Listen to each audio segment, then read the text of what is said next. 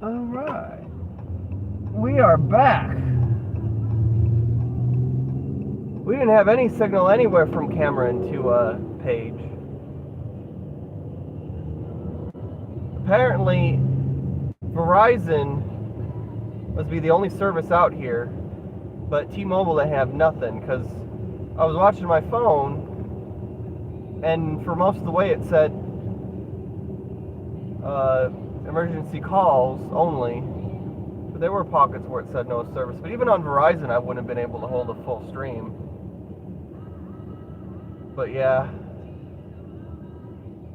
welcome to Page, Arizona, the outskirts pretty much.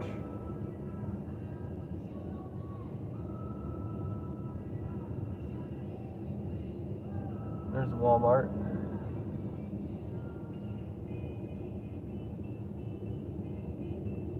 But we did do a hard recording, so that'll be up someday.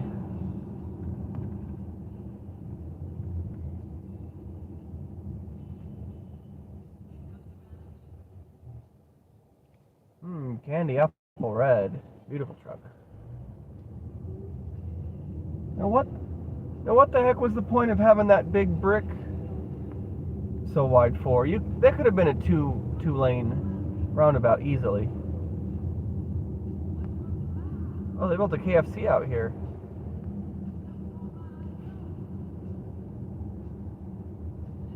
Every time I roll through here, there's more stuff on this highway than there was before. And of course, there's this big horseshoe road that mostly goes through the town. There's like what you would call a business loop 89.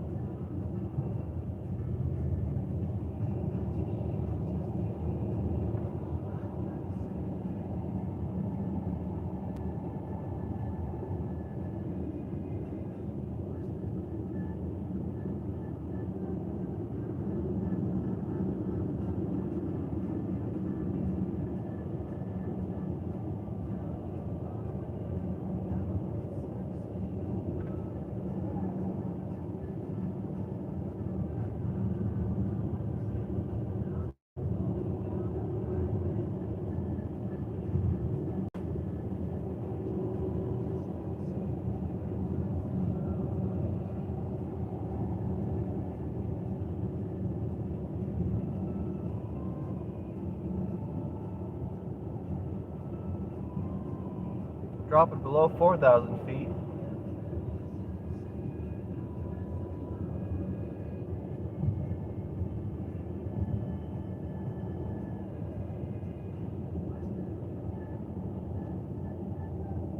Yep, 35. I hate how they make you go so slow over this bridge. I mean, it gives us a little more time to enjoy it, but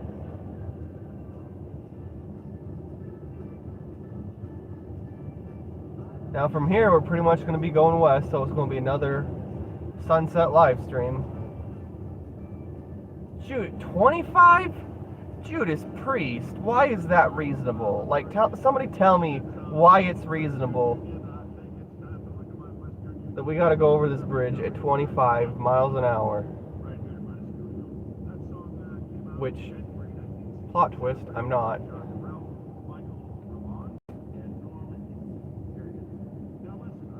because of pedestrians, I guess.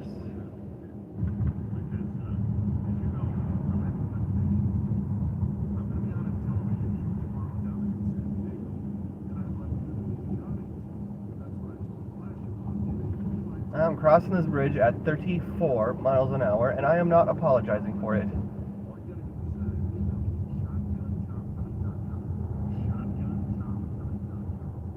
Elevation 3827. Now we go back uphill for a bit.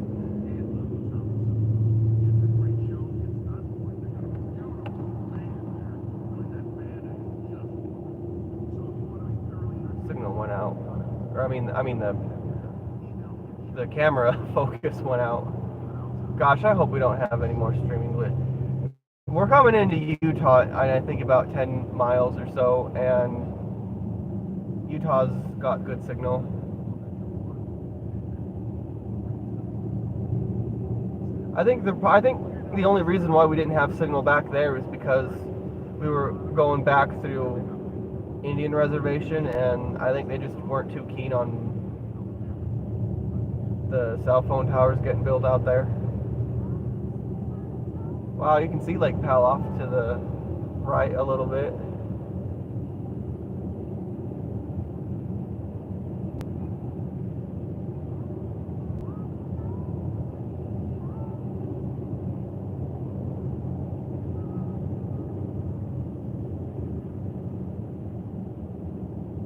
Another slowdown. I think that's just because you've got parks up here, and they're just making it safe for pedestrians and whatnot. That's probably really the only reason.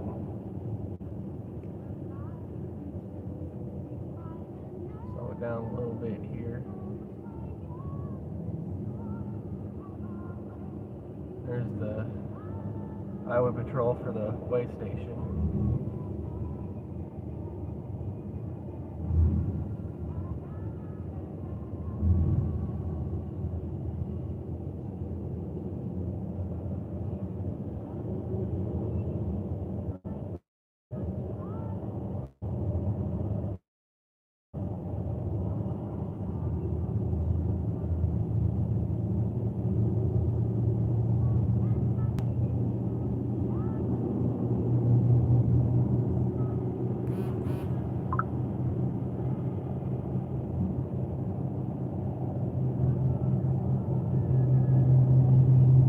Alright, go back to our cruising speed.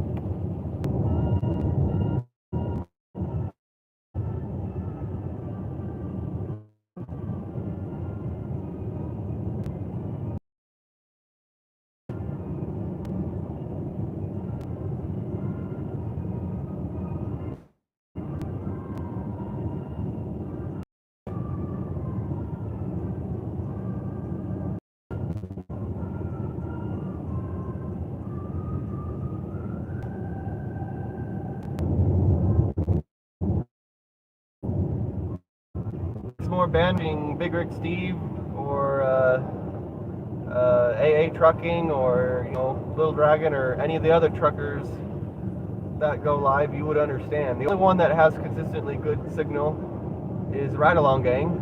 He's the only one that I know of that has a satellite internet machine on board the truck. Everybody else, no, believe me, I've watched truck streams for a long time, and that happens all over this country where it looks like that, because that makes more detail.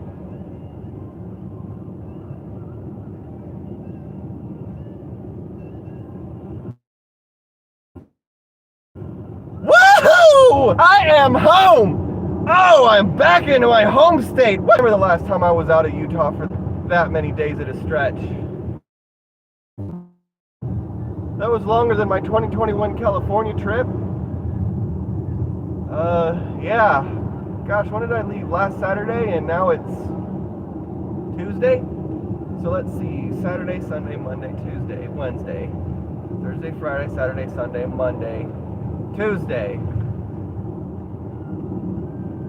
So yeah, I was gone for almost 11 days and 10.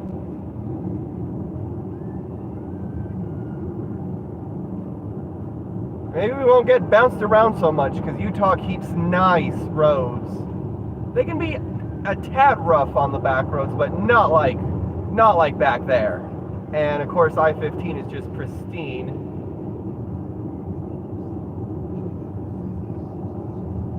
I don't play Minecraft anymore.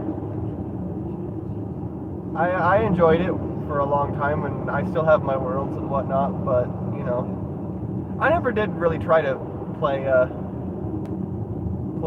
survival mode. I just built stuff in creative mode until they stopped updating it. I know this is gonna shock you, but I don't video game at all.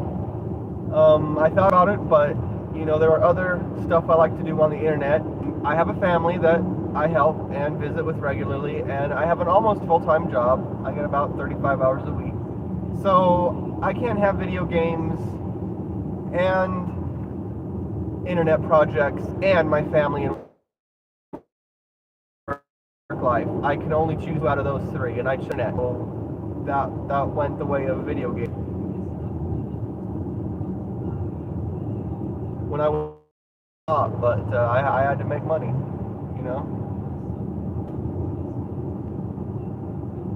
And yeah, I could make money off of Twitch streaming, but because I don't game regularly, they're not gonna watch somebody dither around and have to restart all the time. They want to watch somebody who knows how to play the game and get good, as they say. So I think of all the people streaming on Twitch. Everybody would want to watch other people more than they'd want to watch me.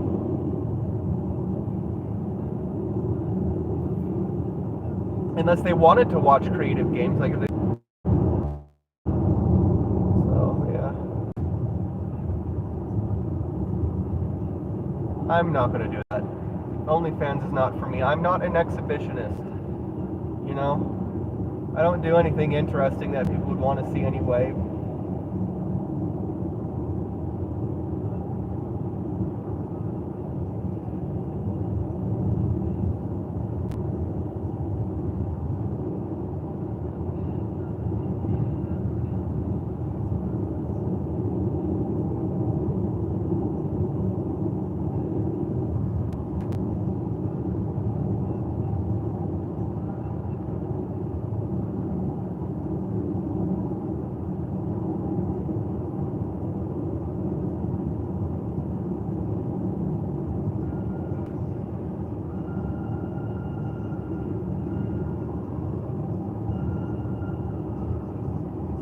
I really hope we don't lose signal out on this stretch, because there's something really significant I want to show you.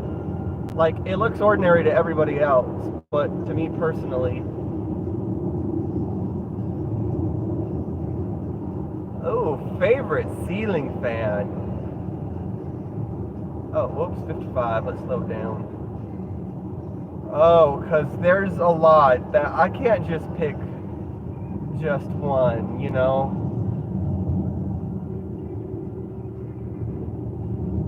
any number of cheap-looking, hard-to-identify generic fans that were childhood ones. Like, one of my favorite huggers would be like Bahama Huggers, because I saw them around Iowa a lot. And let's see, the very first generation Hampton Bay Landmark 4 blades and the powerful motor, little 4-blade Alaska fans, 42-inch, things like from my childhood as a collector. I'm really proud of my, I've got a lot of ceiling fans that have never been put on YouTube, but I'm really proud that I got like a Tatung Genghis Khan hugger. I love, all kinds of Emperor fans. I like the, the Moss Emperor SMC, the Evergo Roma. And other fans that I really like. I like a lot of spinners. Evergo Banana fans. They're really great. Them contemporary Leslie Lock Played Again Sams. The 52-inch Caraway spinner with the really weird looking blade irons with all the holes in them. Probably any of the fans that are in the Fanimation Museum. I was really upset I didn't get to see that this time. They don't believe in being open on Saturdays, which, given that that's the day when most kids can come out and see it during the school year, I don't know why they wouldn't have that fan museum open on Saturday.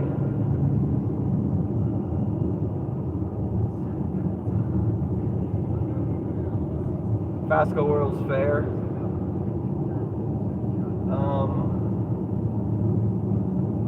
NCon Odysseys, those are childhood fans. So I can't name just one fan. I don't have like a number one favorite that like I would give up anything in my collection to have. There's lots that I have. Another fan I'm proud to have. I've got a remote control Homestead.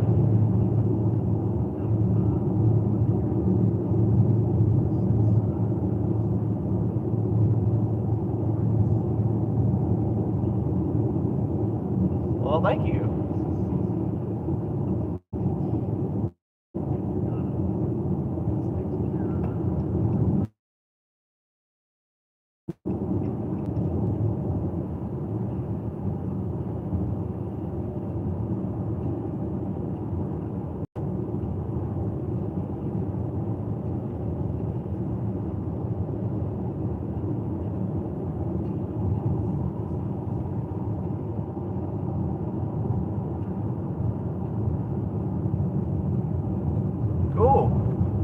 Yum. Somebody, my number one fan just fed me a birthday cake.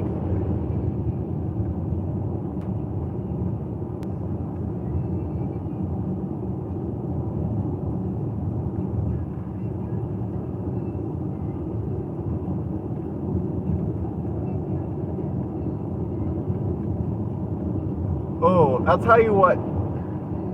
I don't know that I could name it exactly a very specific number one favorite ceiling fan,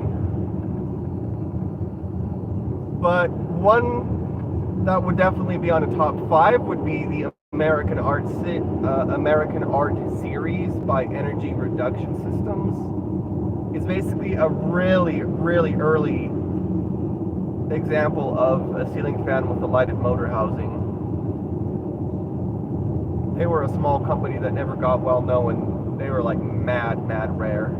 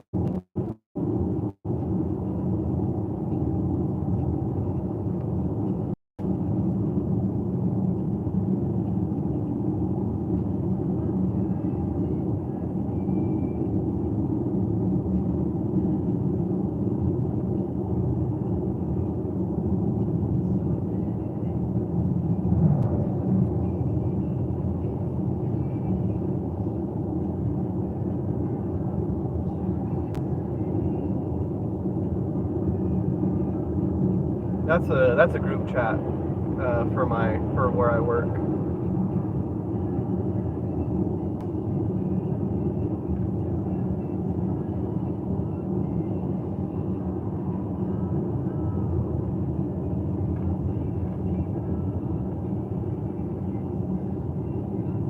I don't use Snapchat. I literally just have the app just for that work group chat.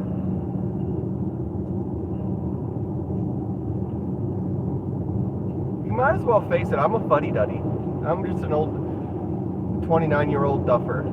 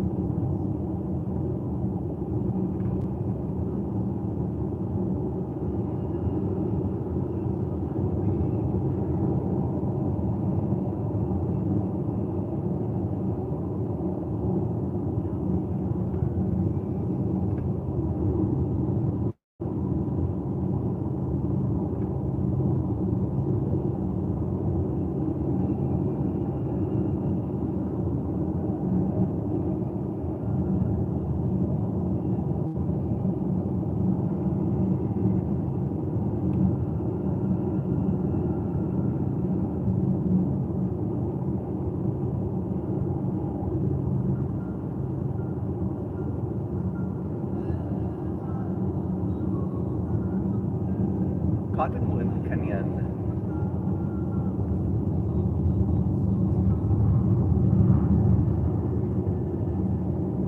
Whew, that's bright.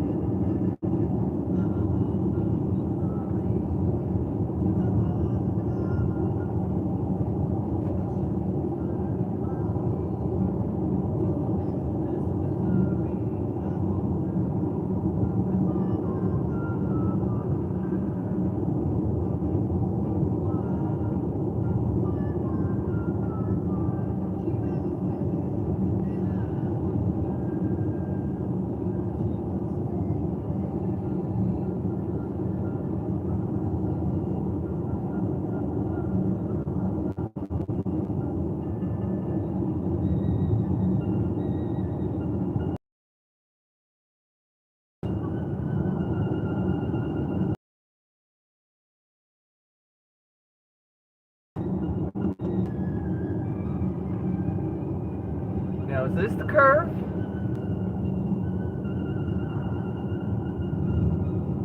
I think.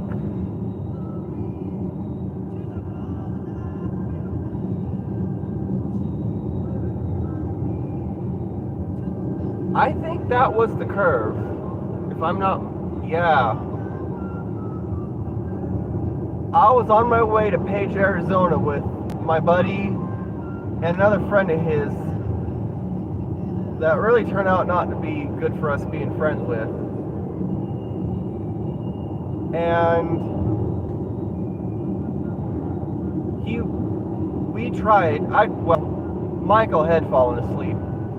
He was the one that owned the car. He was going to be driving. And we were going to go to Page, Arizona to have some fun at Lake Powell, you know. And I tried for hours the night before to get him to go to sleep and get a good night's sleep, you know. And he fell asleep at the wheel with all three of us in his car. And as we came toward that curve, at first I thought we were just going to go straight. He fell asleep just right before that curve, you know? Because I watched his head bob down and like, oh, shibadoo. And I was waiting for this horrible drop because I thought we weren't going to turn at all. And we were going to just plunge down into the desert. And he did come to right as we were entering that curve, and he realized he was in a curve and he needed to turn. Well, in his moment of panic, he turned too sharply, so we crossed over, and fortunately, very blessed that nobody was coming the other way. So there was nobody, you know, to collide with, thankfully, or that could have been so much worse. But he crossed over and hit the dirt on the other side. And what had happened is because we did hit the shoulder on the right side first and got loose because there was some gravel on the shoulder, that caused us to start sliding sideways as we were going across to the other side. And as we came off the left side of the pavement sideways, and when we hit that mud, the car barrel rolled over twice, then came back to land on all fours. But that happened at a speed of about 70 miles an hour. And it messed the whole car up at every angle, but that car was really strong. It never really like crumpled in or anything. It just busted up all of the windows and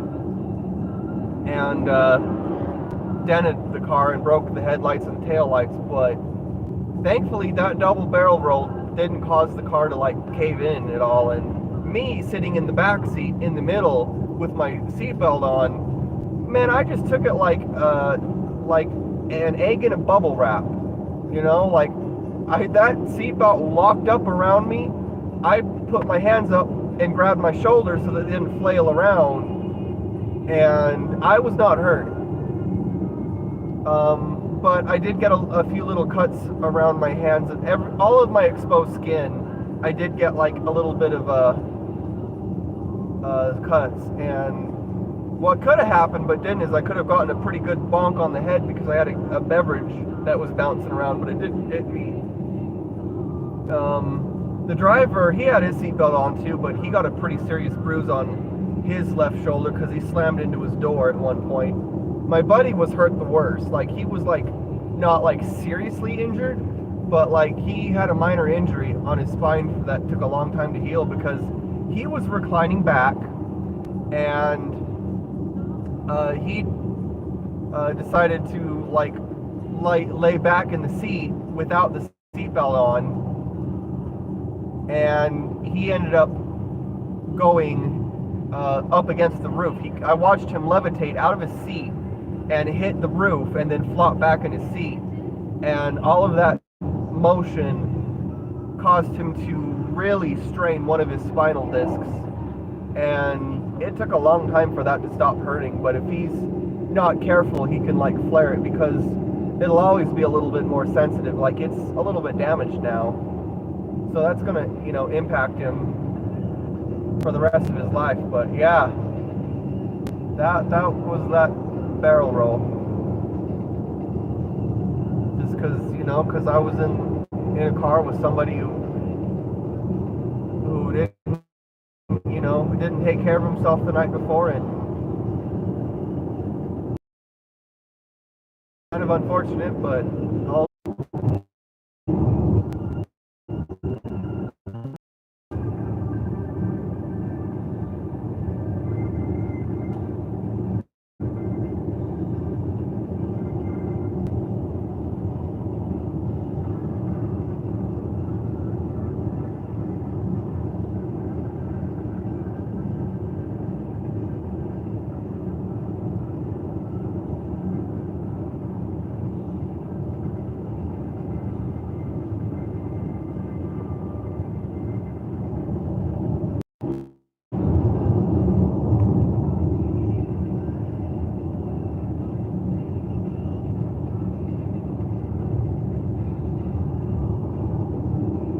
Now I find out.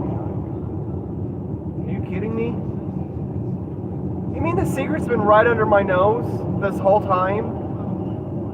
And I could have known this 4 days ago, but I didn't. I just found out that if I just touch the screen, literally just tap it, give it a little tap, tap-a-roo, it just freaking autofocuses like I want it to. So all that rigmarole, trying to get the windshield clean and all that, well, at least I know that for future live streams. Live and learn. I'll just make a mental note. If it phases in and out, just tap the screen. That's all it does. Okay.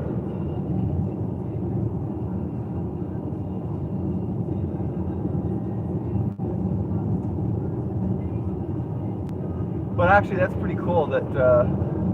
now, is that on all models of phones? Is it the YouTube app that's doing that? Or is it... what my phone camera's programmed to do. That I don't know, but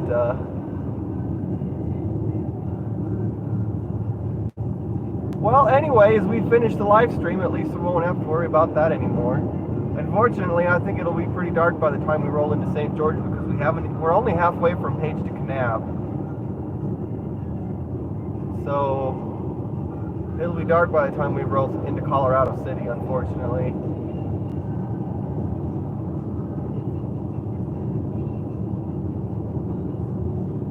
Come 1,005 miles from Dodge City, Kansas.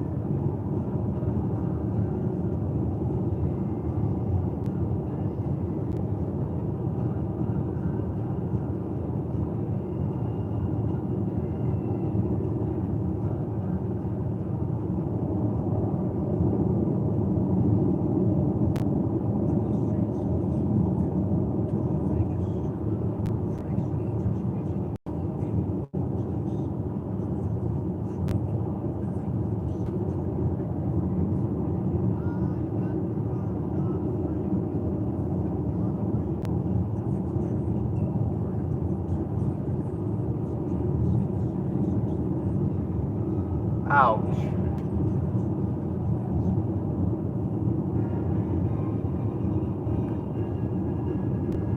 I gotta put the sun visor down, which means I can't see the phone.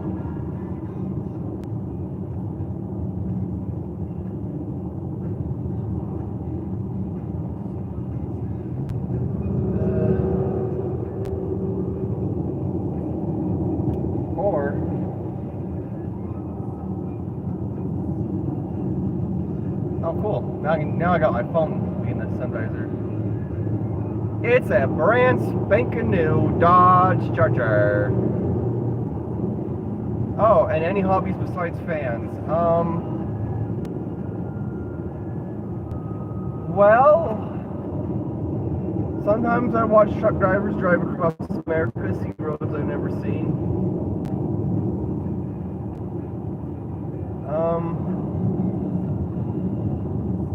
Sometimes I like to look up pictures of old homes because I love mid-century design.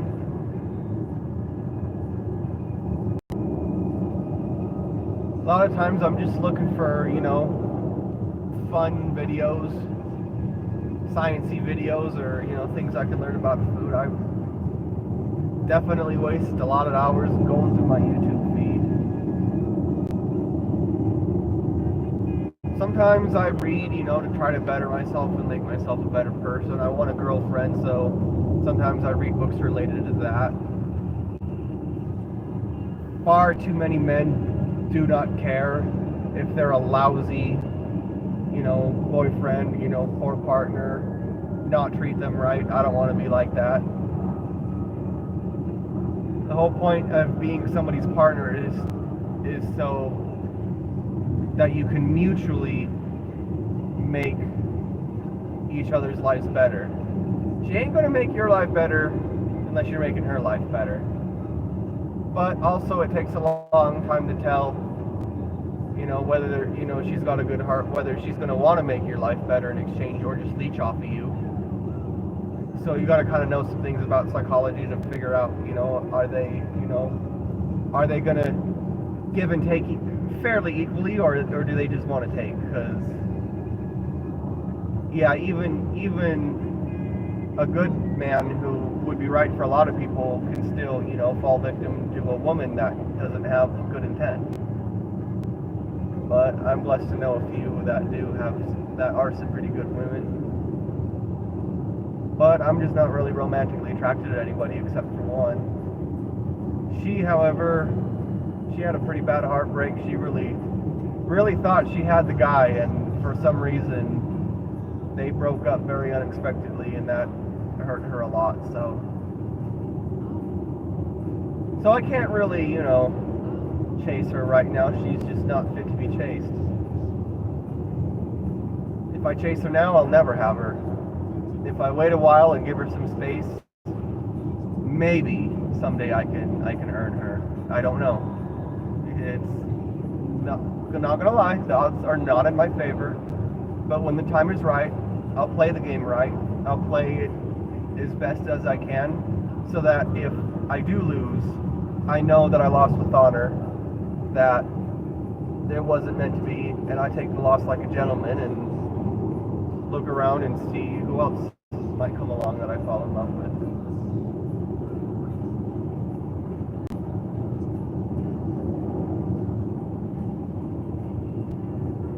And I'll tell you what, last winter I hit rock bottom, like absolute rock bottom. And I hit it in such a way and bounced off of it that I kind of have immunity to it now, because I kind of know what I did wrong that led up to it. And I have the wisdom now to not repeat those mistakes. So it's like, it's like having chicken pox. You get chicken pox one time and you'll never get it again. I'm never going to go there ever again and get hurt like that ever again. I that full-heartedly, like, I don't like, is that ever going to happen again? No, I fall asleep quick every night going, I'm never going to go there again and have to suffer like that ever again. But at least, at least I can say that if somebody ever asks me, do you know what it's like to be depressed? Yep, because I was there for a couple months, but I dug myself out of it, and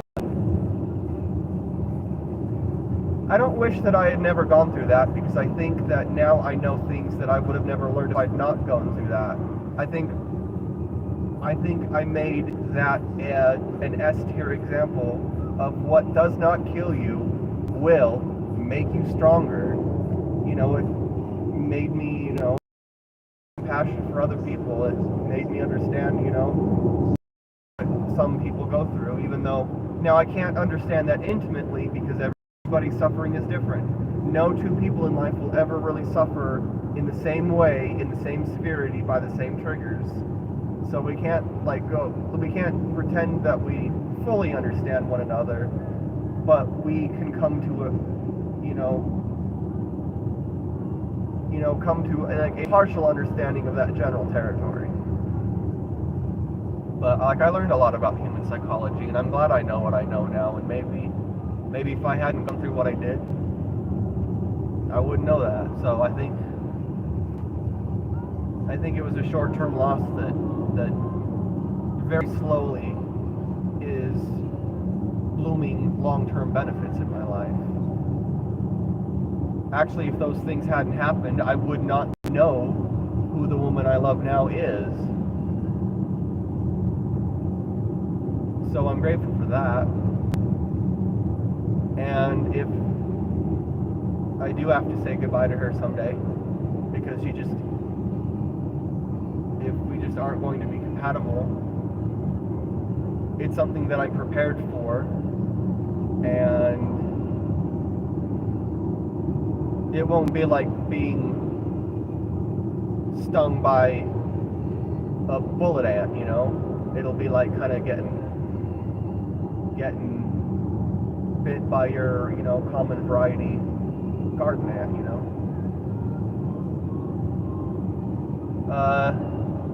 No, I don't drive Furious, sorry. Go watch Motorsports if you want to see that. I'm a NASCAR fan. Sometimes I don't watch the races live, because, there's other stuff I want to do and I don't have the attention span, and mostly because I just don't feel the same way about NASCAR now as I did back in the mid-aughts. When Dale Earnhardt Jr. was in his prime. I think that's when NASCAR as a whole was in his prime. But I do, look up NASCAR news, and I do watch race recaps at least. So I don't watch them live, but I'll look back and I'll be like, okay, so that's who won, and oh, that guy had a wipeout. But as for me, because here's the thing, I already got to figure out a ticket that I got in California when I was with my mom and dad. And personally, I'll admit, I have some, driving habits that aren't that good. I can't. Somebody's coming.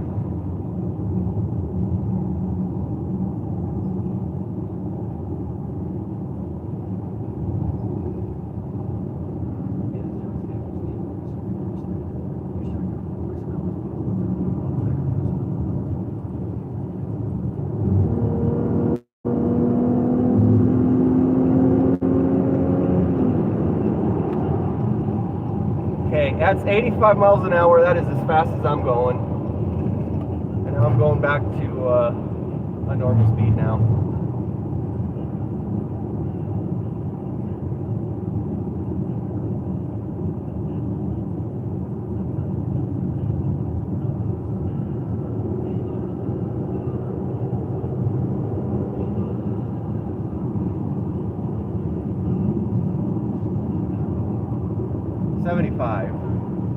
That is plenty fast for a 2-lane road.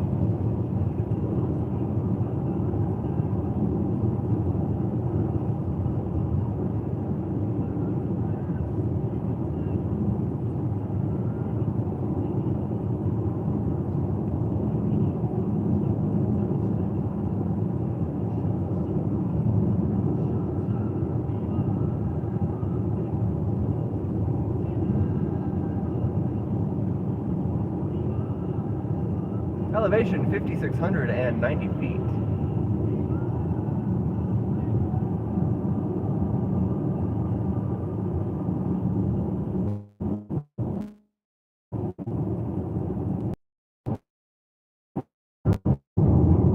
a while back when you said what are their hobbies besides fans. Deep. I like to explore. The only reason why my dad for Hellcat, if I could afford a Hellcat, I would want a Challenger Hellcat, not a zip real fast. I'd love to have a Miata.